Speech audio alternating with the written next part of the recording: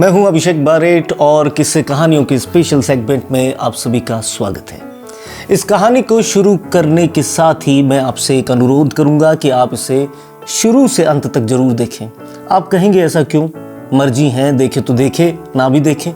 जब ये कहानी मैं कह रहा हूँ तो मुझे जो कैमरा देख रहा है उसके पीछे जो आदमी है, एडिटिंग के पीछे जो शख्स है, उसे दरअसल चिड़िया, गिलहरी, गाय मतलब जानवर बहुत पसंद है।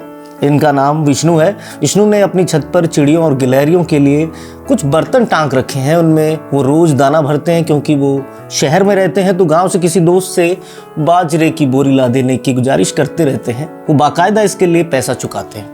वो चिड़ियों को दाना रोज़ डालते हैं। उन्हें मैं ये काम करते हुए रोज़ देखता हूँ, इसलिए आज ये कहानी मुझे याद हो आई। पूरी देखनी ज़रूरी इसलिए है कि अंत में आपको पता चले कि हिंदुस्तान में ये बात संस्कार की तरह है।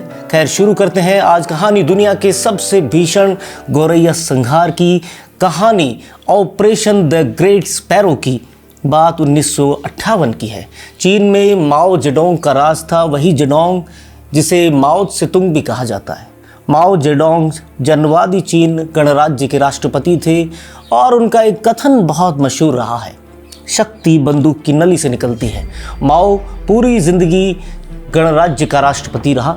चीन इन्हें एक महान व्यक्ति और राष्ट्रपति मानता आया है, पर यह कहानी उसकी महानता पर धब्बे की तरह है। दरअसल 1958 में माओ जेडोंग ने एक मुहिम शुरू की जिसका नाम था 4 पेस्ट कैंपेन। इस मुहिम के तहत फसलों को नुकसान पहुंचाने वाले 4 जीव जंतुओं को मारने का एक फैसला हुआ।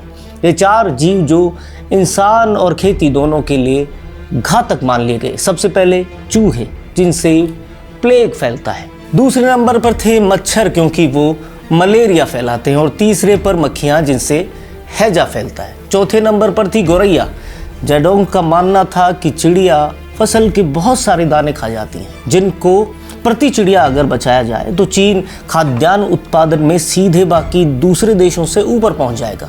दरअसल साल 1950 से ही चीन आर्थिक संकट से जूझ रहा था और इससे उबरने के लिए और खाद्यान्न उत्पादन में सिरमौर बनने के लिए जेडोंग ने ग्रेट लीप फॉरवर्ड प्लान बनाया।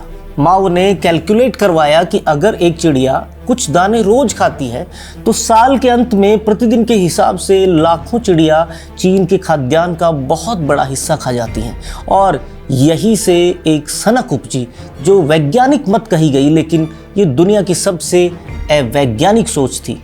4 पेस्ट से मच्छर, मक्खी और चूहे तो छुपने में माहिर थे, इसलिए बच गए, पर गौरैया छुप नहीं पाती थी। इंसानों के हाथ आसानी से लग जाती थी और गौरैया की अपनी एक सीमा है। अगर उसका पीछा किया जाए तो वो उड़ान से थक कर जमीन पर गिर जाएगी। माओ त्से-तुंग ने एक आदेश दिया जिसमें इन सभी 4 प्रजातियों को देखते ही मार दिया जाए। माओ का आदेश चीनी लोगों के लिए एक अभियान की तरह बन गया। लोगों ने इसको एक राष्ट्रव्यापी खेल बना डाला कि लोगों ने जहां भी चिड़िया देखी वहीं से मारना शुरू कर दिया। लोग न सिर्फ चिड़ियों को मारने लगे बल्कि उन्होंने इसमें बाकी पक्षियों को भी मारना शुरू कर दिया।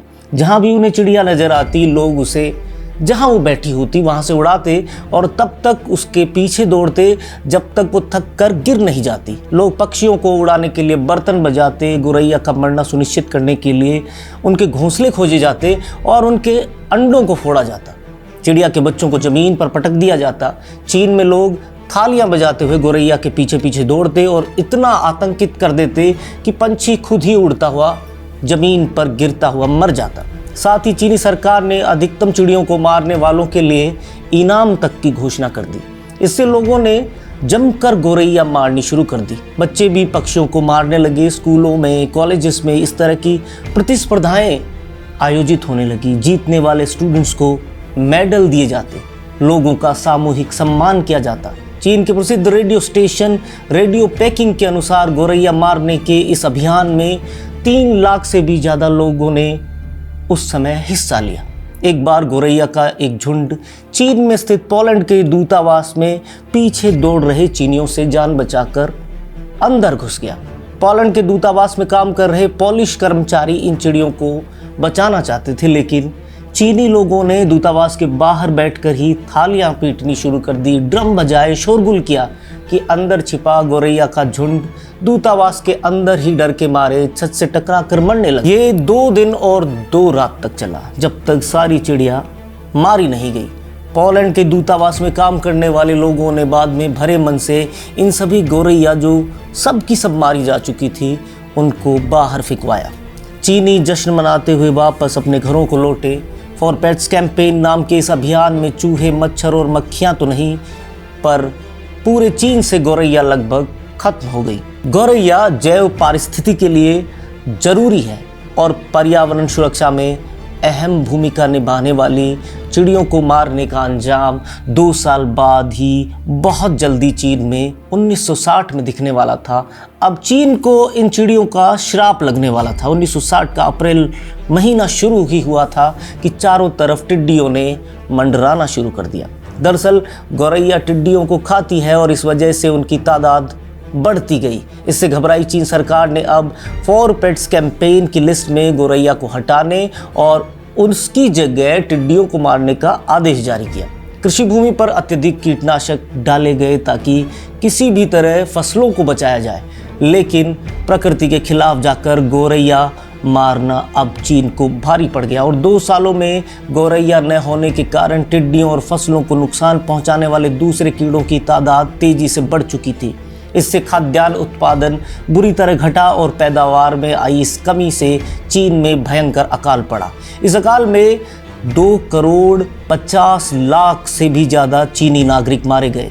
इसे इतिहास में ग्रेट चाइनीज़ फैमिन के नाम से पुकारा जाता है। वैसे चीन के सरकारी आंकड़ों को भी अगर हम मान लें तो मरने वालों की संख्या सिर्फ 1.5 करोड़ ही बताई गई।